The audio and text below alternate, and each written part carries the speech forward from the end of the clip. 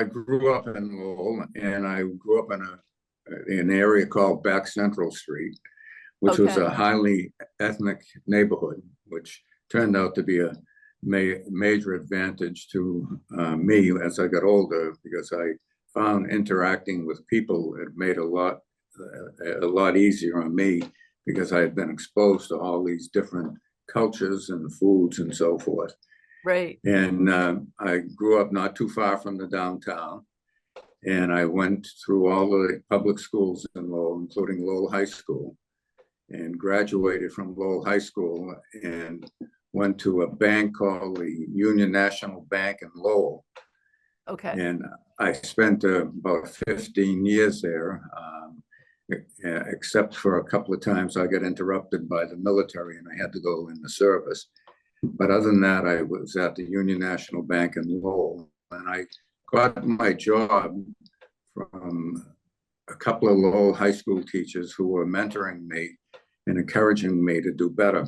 And one was my accounting teacher, Ed Sullivan, who was also my homeroom teacher, and another one named Wyman Trull.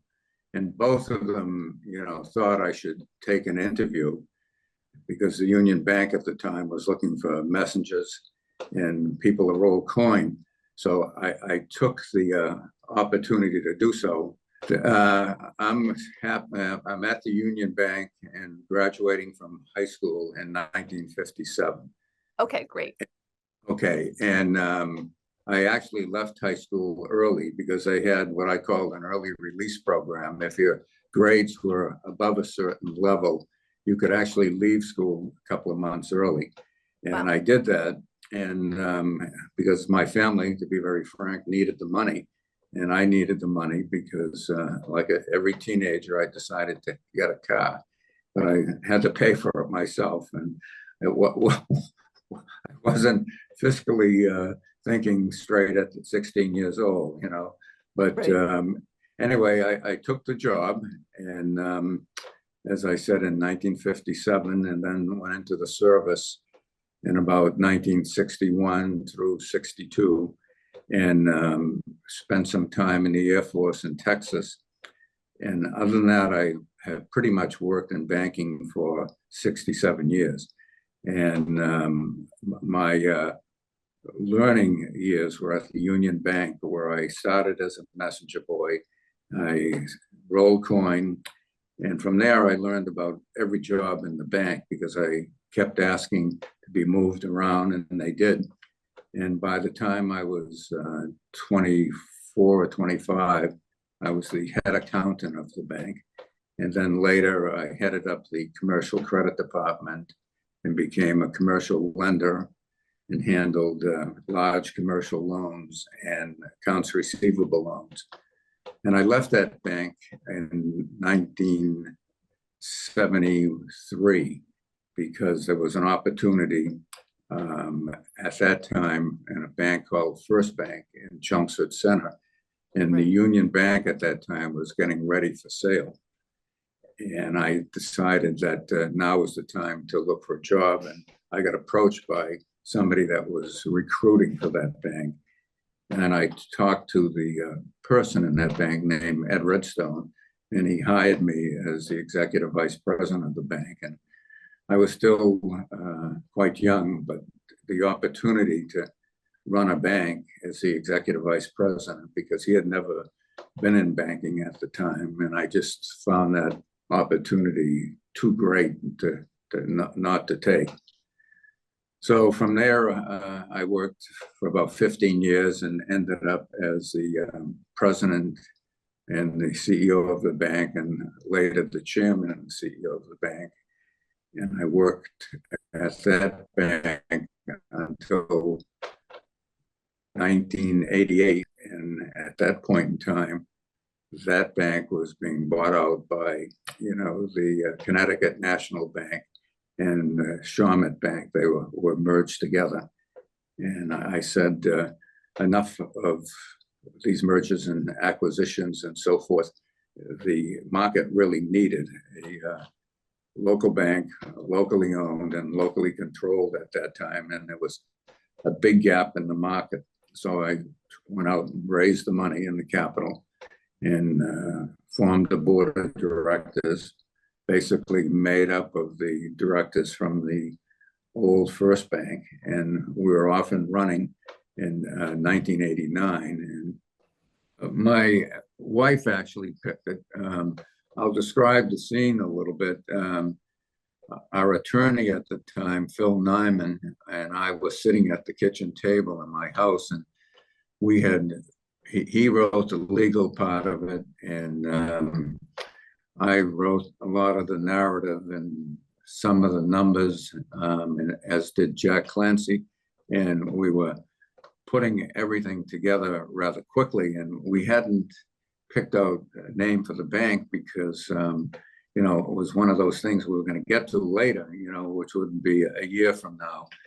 So Phil and I were going back and forth, and we were talking about, should it be First Bank, Community Bank, Heritage Bank, you name it, Bank One, but all those names were taken. So Carol heard us going back and forth. She was there in the kitchen. She says, well, let me get a thesaurus. And so she yeah, so she came in with a thesaurus, and she said, you want to be a business bank and a commercial bank. So she looked under business commercial, and she said, well, here's enterprising. Well, what about enterprise? And we said, yeah, what about enterprise? She says, that would make a good name. It would describe you immediately that you were a business bank. She said, but I said, well, we can't use the word bank yet because we're not. She says, well, why don't you just, on your proposal to the banking commission, why don't you just put enterprise company? And that's what we did. And so that started the ball rolling. Right. That bank has grown from zero to about $5 billion in that period since 1989. And it's been quite a story. And I say that because the people that we brought into the bank were all local people in the beginning. They all had worked with me for a long time, and we got along exceptionally well. And that was part of the culture from the beginning. Even when we didn't agree on lots of things, we knew the other person well enough so we could just brush it off and come in the next day and not have any cultural issues or anything that was interfering with the operation of the bank. Right. So skills that helped you achieve your dream of starting this local bank with local people. Well, I was on my own at a pretty young age. My parents were great parents, and they were very generous, and they helped so many people in so many small ways. But they also took in my cousins and brought them up as my brothers when we were about 10 or 11 years old. And I saw the spirit they had, and how my mother had to go back to work, and my father had to take on additional jobs in order to support his new family that showed up one day because of problems in their family. And I never got over that. Just how effective they were, and they made us all happy, and we never had any issues at all. And my mother and father just were, for whatever reason, had great people skills, and they got along with people very well, and they did a lot for the community, the local community. And as I said earlier, there were a lot of people in my neighborhood from all over the world. And my father and mother used to sit out on the back porch at night, and people would visit, and they would be from Armenia, and they would talk about the great genocide, or they would be Jewish people who would come by, and they came by every Wednesday night, and they would talk about the war in Europe and the genocide there as well. And we had a big Portuguese community nearby. As I said, a big Armenian, the Lithuanian club was in our neighborhood, the Polish club, the Portuguese club, the Italian club, and they're all a stone's throw from my house. And I went to all of their festivals and cookouts and dances, and got to like a lot of their foods, and went to a lot of their homes to eat. So I was very comfortable with lots of people at a very young age. And that made a huge difference, I think. And financially, I was on my own pretty much since the time I was 11 or 12 years old. I had to earn all my money and take care of myself. And that was quite an experience, you know. But Perfect. my parents made me very independent. Yeah. Great. Great, remarkable story, George, and listening to the values that they instilled in you. And certainly you carried them over. And obviously, I'm honored to be a member of your board and have seen firsthand how you've led the bank, the founding principles that you applied, the culture that you just spoke about. That is core, and it's what makes Enterprise Bank such a unique community bank. It's so highly regarded. So could you just maybe talk to build on, you just talked about your parents' influence. I can see that now, but some of the founding principles, the work ethic. I mean, I'll just throw one out. I know you're famous for your sundown rule, for example, but there were other things. Why were those important to you, some of those founding principles? Well, there was the sun rule, as you said, Jackie, which sounds so simple on the surface, but it really sets a tone in the bank. It's something as simple as getting people to return their telephone calls as soon as possible, and usually within an hour, and certainly before the sun goes down at night.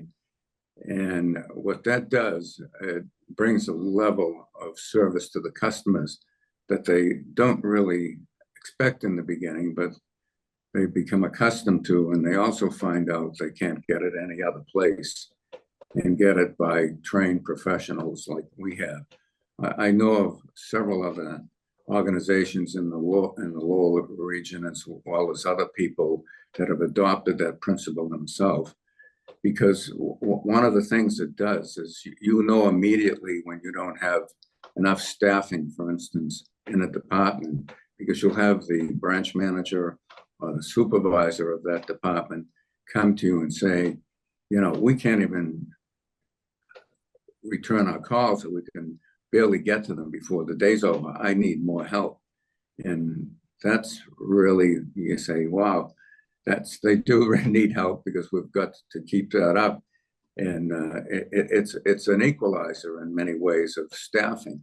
Also, it creates a great respect of the customer and from the customer, as well as the staff, because it carries over to our staff. We expect that other staff members are going to return calls to other fellow team members the same day or within an hour if they can. So it's a great founding principle.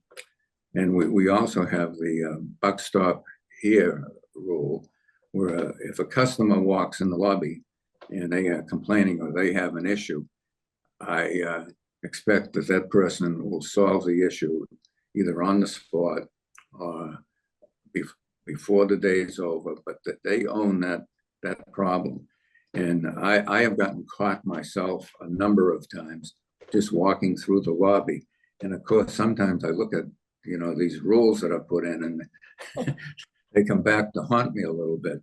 But if a customer walks in the bank and they say, hey, where is Dick Main's office or Jack Clancy's office? I don't tell somebody that's sitting behind the tellers area, I don't tell them to go take this person to Dick Main's office, which is across the parking lot and on the third floor of the other building. I take them myself. And that sets a tone through the whole organization. Or if I get a wrong telephone call from a customer and they have a complaint, they don't expect me, after I've answered my phone, to say, oh, I'll give you to somebody else and I'm done with you. Yeah, so it really ups the service level greatly in the organization.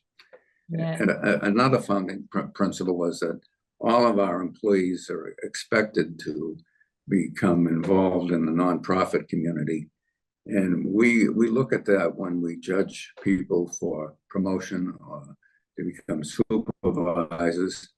And it does affect what salary they do make. If they're out there and they're spending time on their own, not only running nonprofits, but serving on the boards or serving on a committee or just stuffing envelopes. You know, I can remember Carol telling me about you and Nancy Donahue when you were on the board at Girls Inc. And she always used to say, boy, are those two workers that they come down and they do everything, including stuffing envelopes. And, you know, we expect our employees to get really engaged in the community. I think this year alone, I think the total employee hours served in the community is going to be somewhere around 23 to 25,000 hours. And that's a lot of input. A lot of input.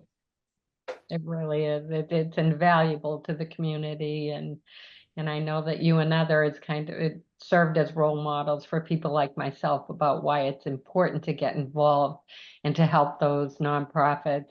You just said to talk about the bank just for a little more about the commercial lending that the bank is famous for, and why you really focus the bank. Because to me, it's kind of tied to what we're talking about in this archive, is the whole idea of doing well and doing good. And it seemed to me always part of your drive to help businesses to thrive in downtown was to help build the city and to rebuild the city. So could you talk a little bit about that? Yeah, positively. You know, if it's a vibrant business community. In the mission statement of our bank, we talked about, you know, building and helping build thriving businesses, creating jobs, and building healthy and vibrant communities. It's part of our DNA. You know, Jack Clancy always talks about, you know, the values that were built into our company. It's like having the DNA in there.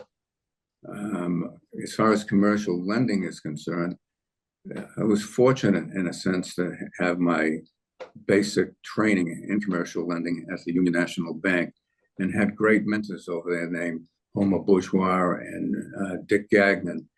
And they were great commercial lenders, and they were so involved and engaged in the community that they taught me right from the beginning, not only how to make good commercial loans, but the importance of them in the community to create those jobs and to bring wealth to the community.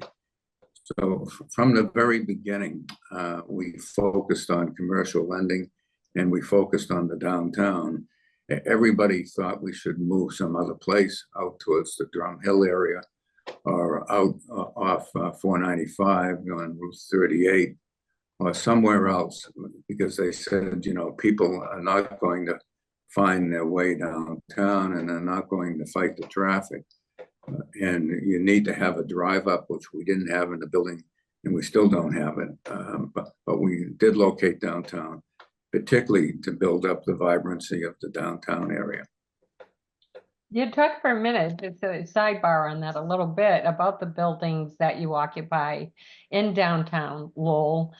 Obviously, Enterprise Bank is an anchor, and just tell us about what the buildings are and how hard you worked to make sure that you were right there. It's a historic building, correct? Yes. Well, the National Park actually owns the building we are in on Merrimack Street. It's called Old City Hall. And I believe that City Hall was in that building from about 1825 till about 1898 before they moved to their present building, which is right up Merrimack Street, heading up towards the university. So we wanted to be in a historic building, and we were able to strike a deal with them, and they were anxious to bring us into the city, to not only rent the building from them, but to bring that presence of a commercial building and a public company to the downtown area.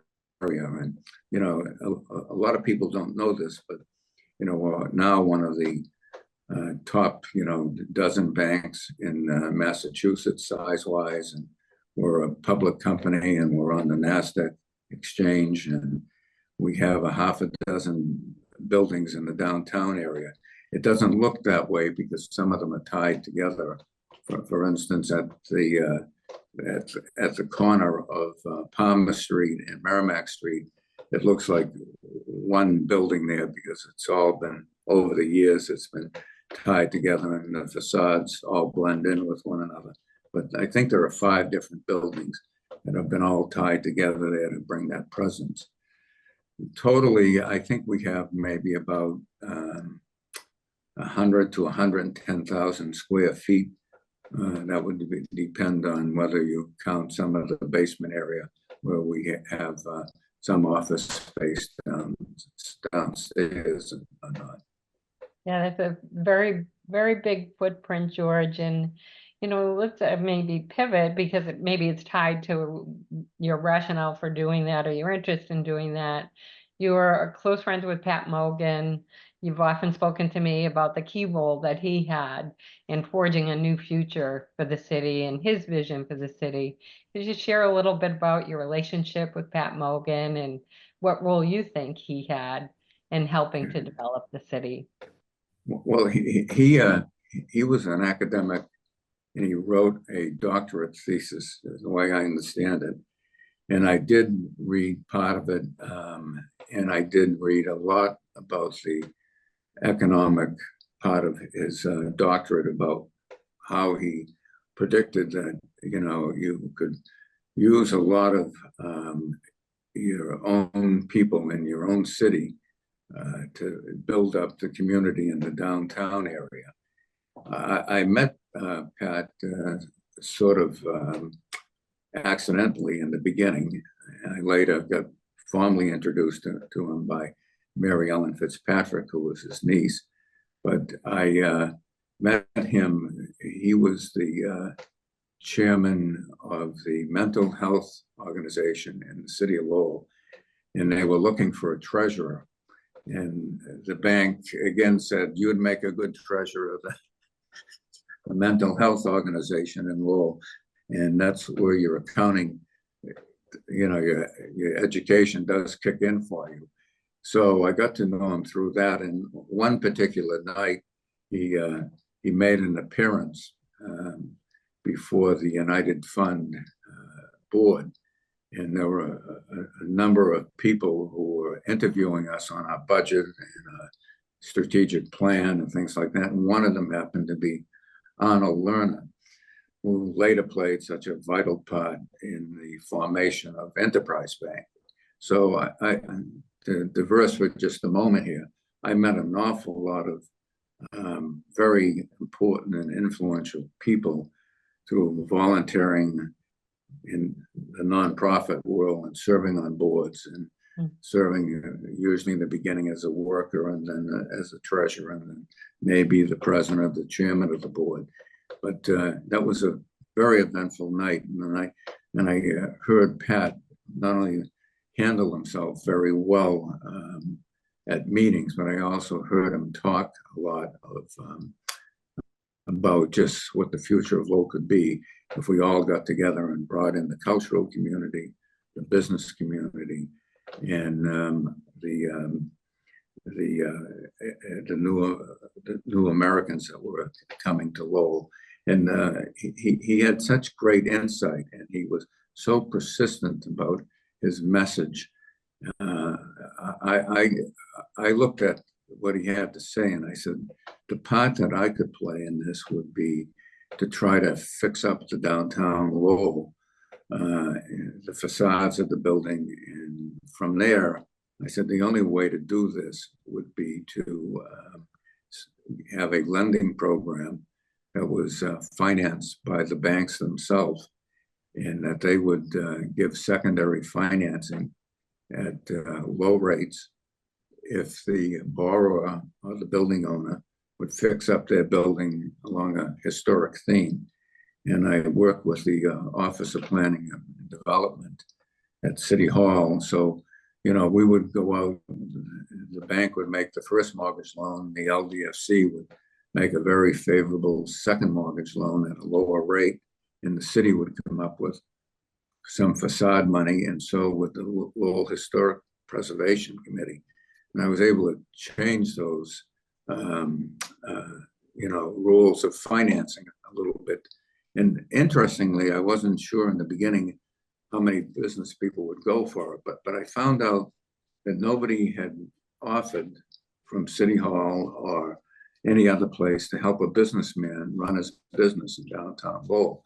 And they were very cooperative and were glad that we were reaching out to them to be part of the restoration of the city of Lowell, and at the same time helping them with their financing and the design of their buildings. Do you remember the names of some of the first projects that you funded through the LDFC? I remember one in particular, and it might have been, let me think, yes, it was the first one. It was called Bonnie's Delicatessen.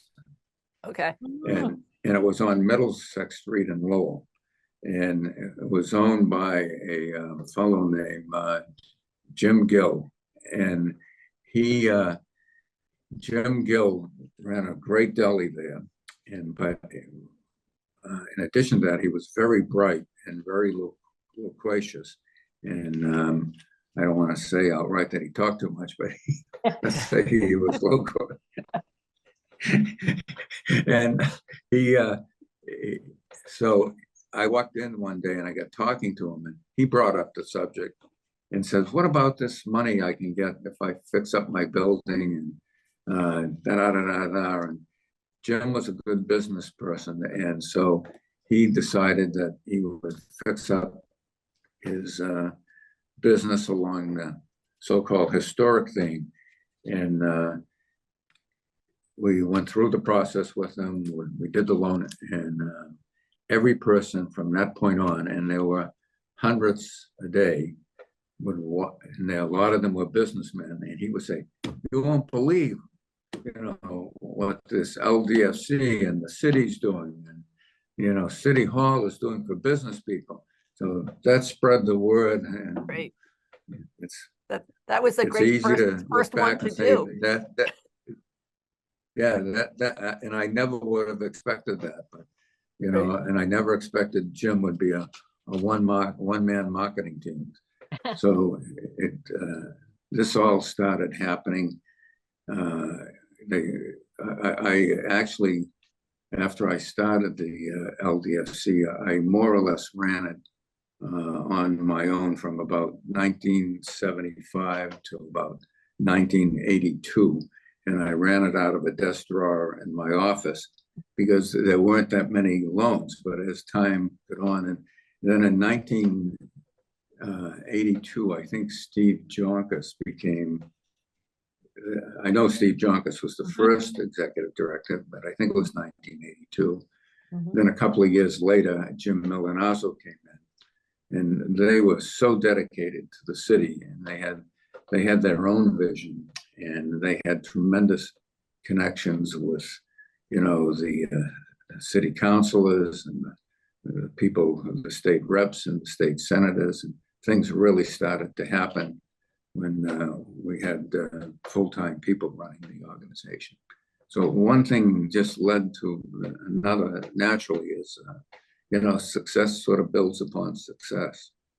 Well, it was an absolutely brilliant model that you came up with, and it's quite a legacy that you have left the city, because the LDFC continues to thrive. We did interview them as part of this archive, and you know, it's still making a huge contribution at every turn for the city of Lowell. As Lowell goes through its ups and downs, the LDFC has been there helping every step of the way. And you know, along those lines, another initiative you were really instrumental in creating that, again, has been a great legacy and a great help to the city of Lowell, is the creation of the Lowell Community Foundation. I know you were a great partner with Dick Donahue on that, so I just wondered if you could talk a little bit about the Community Foundation and how that came to be following the LDFC. Yeah, Dick was, I think, really the prime mover on that, as was Nancy. And I think how I got together with him was my recall is that I was either having dinner or lunch with him, and I said to him out of the blue, you know, it's a shame, Dick, that all this money that's being made in Lowell, and we have such a great need here in Lowell, that a lot of this money either goes back to the suburbs or into Boston to one of the large nonprofits in town. And I know the early mills in Lowell were major contributors to like Mass General Hospital and the Lowell Institute and some of the other big nonprofits in town. And I also understand, and I have not checked this out historically, that some of the money helped build the piers and the docks in Boston as well.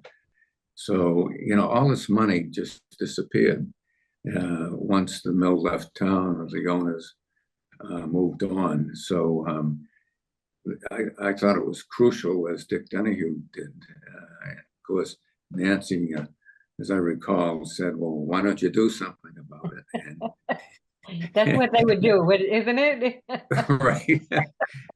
And so well, let's fix it, George. Right. So we were off to the races, and Dick asked me to, you know, put together some of the paperwork and the accounting and so forth. And he said to me, I don't want to be president, which he should have been.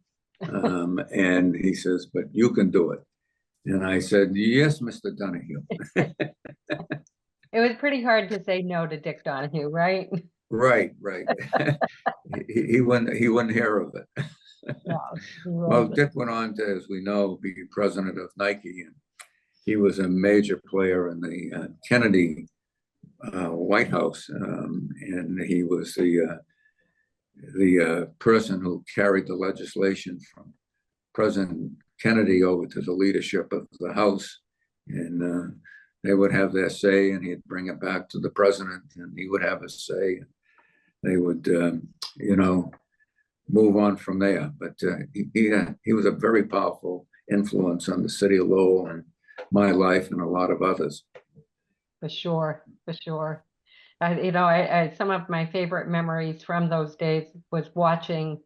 It kind of didn't matter what event you were at, but inevitably at the end of the night, I would see you, Dick Donahue, Nancy, and a few others go off to a table somewhere, and one of you would come up with the latest challenge. And I remember one night at Whistler House, and Nancy called you all and sat you down and said, you know, here we are in Whistler House off Worthing Street, and there's that empty parking lot right behind us next to it. It really needs to be fixed, George. We really, you know, that's kind of that needs to be picked up, and we need to create a park.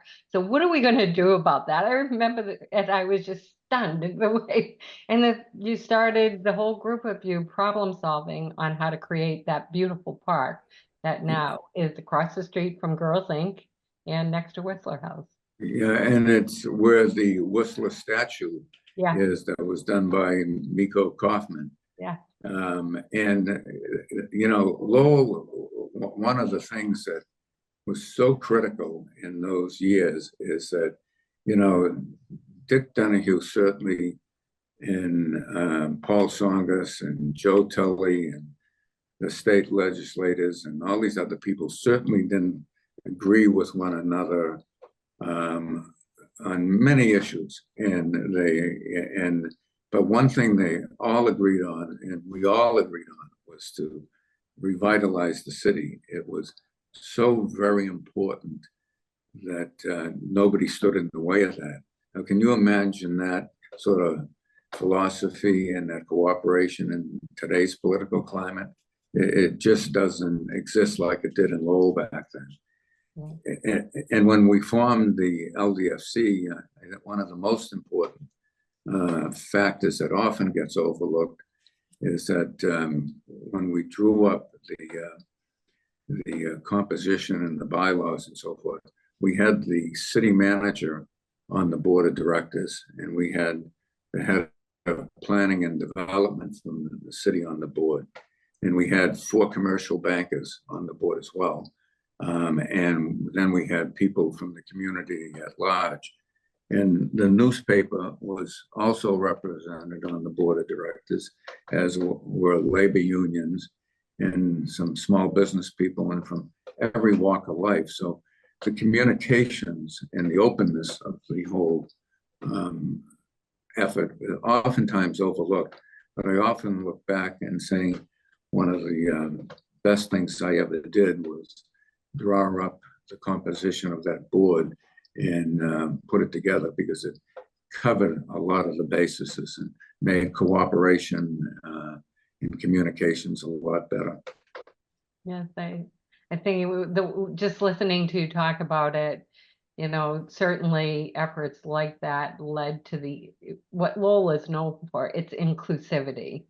You know, this inclusive culture that you all built was happening before there was a lot of public pressure to do that. But you kind of set the tone, you set the record, and led us down that where we are today as a city, and something we're well known for. You just mentioned Paul Songus. By the way, I had a lot of mentoring and a lot of help. And people like Dick Donahue would let me know that when I was going in the wrong direction, you know, so. Yes, I'm sure he let me know too every once in a while. But right. I think we've all had at least one Dick Donahue. Now let me talk to you about what we have to do next. Yeah, I remember one story. I was with Dick Donahue, and we were negotiating with somebody over an issue, and they're trying to convince Dick Donahue with all these numbers and statistics and stuff like that. And Dick, with his woody Irish personality, looked at the person, and I had heard the same thing from my father as well. So, you know, there was a connection there, but he looked at the person and he says, "Oh, I believe you, but I know 1,000 who wouldn't." And that was like the end of the conversation. How to let you down easy, right? And, No, right. He was talking about the other person, fortunately, not me.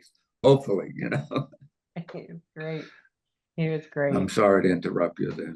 No, you had just mentioned Paul Songus. We haven't talked about him yet. Of course, you work very closely with Paul Songus, and we're all grateful for everything that he did for the city. But maybe you could talk about what you thought about Paul's influence and his commitment to revitalize Lowell. Yes, I knew Paul since he was very young, because his father ran a dry cleaning place in Lowell, and Paul used to be on that dry cleaning truck, and he would go around and actually come into the house with his father. So my knowledge of Paul went way back. I didn't know him that well when he was that young, but I knew who he was. But when he came back to Lowell and he got into politics, things really started to change. And so much had to do with not only that he was extremely smart, but he was extremely reputable. He was the real thing. He really believed in doing the right thing, and he really believed in Lowell, and he committed himself totally to the national park legislation, making Lowell a better place to live. And I often say that Paul would take on any issue that he thought was right for the city and for the future of the city. And he wouldn't care who was opposing him. He had a lot of personal strength and a lot of vision. And that eventually got him to, you know, run for the presidency of the United States. But before then, a lot of things happened when he was in the U.S. Senate. When he was in the Congress, the legislation passed, but it was later when he became a U.S. Senator. that I often observed, and I said to myself, what other city in the United States has its own U.S. senator representing it day in and day out? I mean, he was incredible. He was a U.S. senator, and he accomplished great things on a national level. But every day he worked on something going on in Lowell, and he'd be on the phone and calling people and trying to move people and move things along. We were very fortunate to have him. And you look around at the Songa Center up there, which is named after him, Yeah. and the baseball park, and so many of these other buildings he encouraged people to build and so forth. You know, he was the major influence in the city to really bring people together and move things along for a period of time, especially when he was a U.S. senator. You know, as you know, you've been very close to the university, and we were so pleased to give you, present you with your honorary degree. And I Thank just you wanted, again. it was our Thank you. honor and much deserved. And obviously, when we present honorary degrees to leaders such as yourself, and we're really hoping to also inspire our students to think about how they could live their lives. So I just wonder if you could talk a little bit about that when you received your honorary degree. What was that like and what that meant? Yeah, it was probably the most important recognition I've ever gotten in my life. And I mean that sincerely. I mean, to get a doctorate degree from the University of Mass, Lowell, was a big thing in my life. And I knew it was important when I went home and I talked to friends and relatives, and several of them said, "Wow, you got a doctorate degree?" So it sort of was a question mark. It was, I think, the first time I impressed a lot of people that I grew up with, including some family members. But it was a big thing in my life and my family's life. And I honestly think, Jackie, from the time I got that back, I think it was maybe 2009, It was, somewhere in that area, it was. that it made me recommit myself to doing what well, as you said, like to say, and getting recommitted to the nonprofit community. At that point in time, I was in my 60s, and I could have let up a little bit, but I just thought that receiving this, I can't let up now. There's more expected of me, and it really did inspire me to go on, and I really think I did more after that than I did before that. Yeah. But it's one of those honors that you never forget. And I've always been interested in academics, and so to receive an academic award like that was a big thing in my life. Thank you.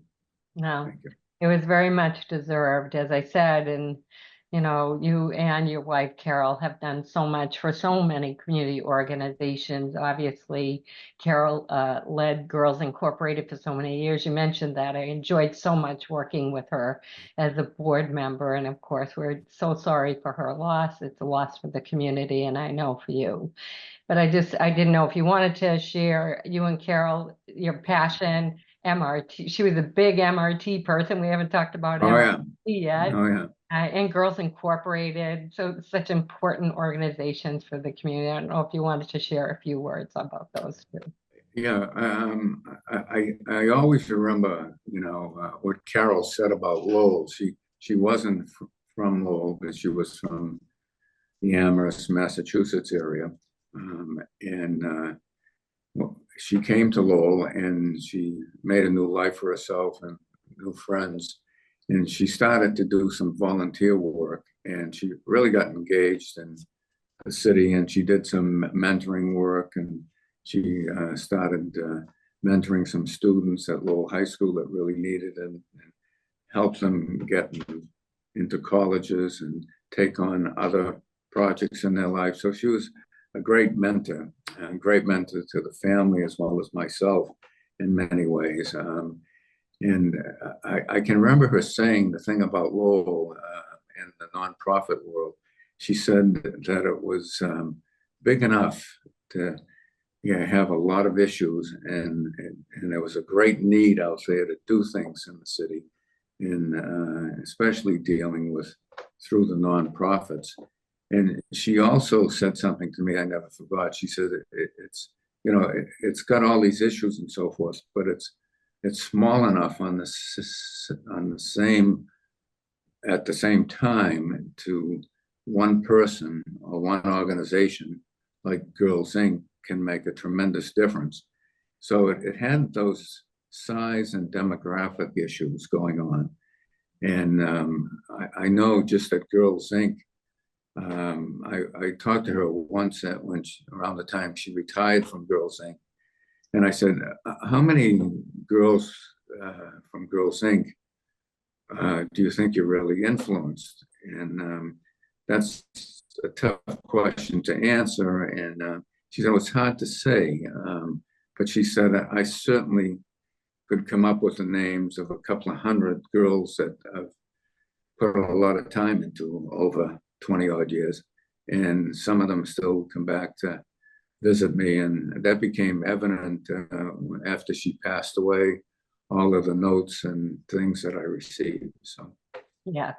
Wrapping up here, as part of this project, we ask each of our interviewees, each leader, if you could share some advice for the future generation.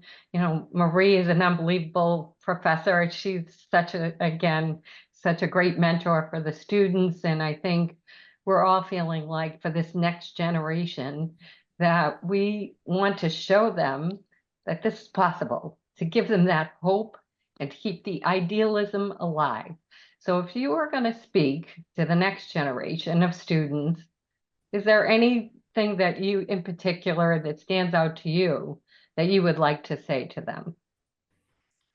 I would say, first of all, to get involved and do yourself a favor, because you're going to get more out of it than you give.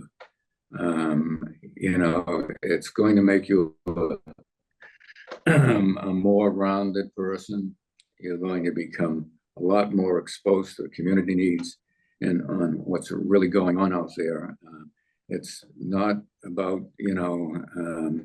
staying out of the mix. And you can start at a very low level and a volunteer level and work yourself up to the board level and to a position, then to being a major person in the community. And I think all of us on this call know how many people that you meet through being exposed to the nonprofits. And the reason for that is that so much of the leadership in the community, as well as in life, get involved publicly, and they get involved at a nonprofit level, and they really want to give back, and they really want to create a better life. And you will start running into people like that. Many times I've heard from some people who I've really admired say the same basic thing and saying, you get back 10 times what you give. And you get that in terms of personal development, leadership qualities, the connections you make in life. And it leads you into so many different areas that it totally opens you up as a person and makes you an entirely different person than before you volunteered. Yeah, so well said, George. So well said. Well, again, we thank you for everything that you've done for the community. You've been an unbelievable leader of Enterprise Bank, and thank you for what the bank has done for the community and always being there for all the nonprofits, including the university. We're so proud that so many of our students who are graduates have leadership roles at the bank, including Jack Clancy and Dick Main, and you started the leadership program for our students that like Mike Reed there. It's always fun for me to see how many UMass Lowell alums have made it over to the bank. So we're just so grateful to you for everything you've done. At one point, Jackie, I ran a survey of how many people in the leadership of the bank, and that would be from branch managers up, and that had attended the university or had degrees. And I think the percentage at one point was like 27%. That's And so, that's a huge contribution to an organization to have that sort of representation there. And the other thing with the university, you bring so many jobs to the area, and so do these other nonprofits, like the Lowell General Hospital and Community Teamwork, Lowell Community Health, and places like the Whistler House and MRT bring a lot of people to the city and create economic activity and cultural events. The city would not be as great as it was without you and Middlesex Community College and all of the nonprofits that are in this city. They're huge community partners at so many levels.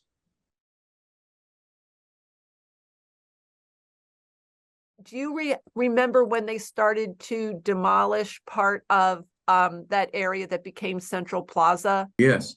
Prior to that, there was a long red brick building there, and there was a pawn shop. And I mentioned all these other ethnic groups, but there was a Chinese laundry in there with a Chinese family living above, and it was in the middle of the Armenian district, and then at the beginning of the Portuguese and the Lithuanian district. So, it was one of those places where a lot of little pieces of the back Central Street area came together. And but I do remember it well. In fact, I had a good friend grow up in where the parking lot is right now, a fellow named Ralph Lusigian, who later went on to go to high school with me, and I'm still friendly with him after all of these years. The strange world that does take place is there.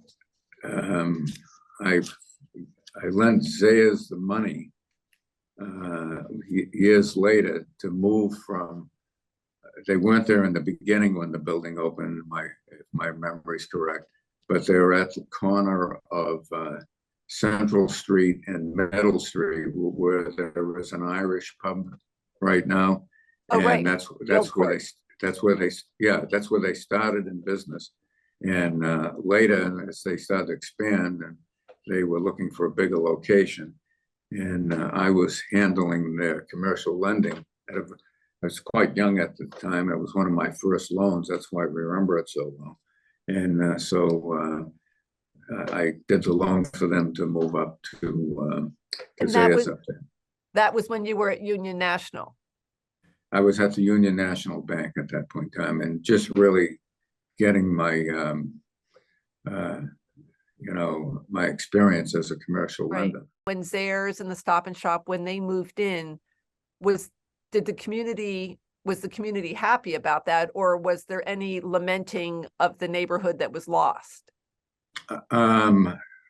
It was an area where there were lots of blocks in flats and apartments. And some of my friends lived in those blocks and flats. One additional thing about those blocks is my father at one point owned a very small plumbing and heating business before he went to work for somebody else, namely Harvard College in Boston. But I used to go along with him as a teenager, and we would do the plumbing in those blocks where the whole parking lot is right now. So I've been through a lot of them, both visiting friends as well as with my father, because he had most of the Armenian business at one point in time, where he was the plumber right up the street. So Right.